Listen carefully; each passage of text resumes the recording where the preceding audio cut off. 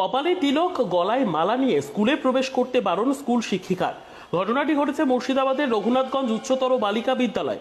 কপালে তিলক কেটে স্কুলে আসতে নিষেধাজ্ঞা স্কুল শিক্ষিকার। ঘটনায় শোরগোল এলাকা জুড়ে। ঘটনার তীব্র প্রতিবাদ জানিয়ে ফোন করতাল বাজিয়ে নাম সংকীর্তনের মাধ্যমে স্কুল গেটের সামনে বিক্ষোভ দেখালো ইসকনের ভক্তবৃন্দরা।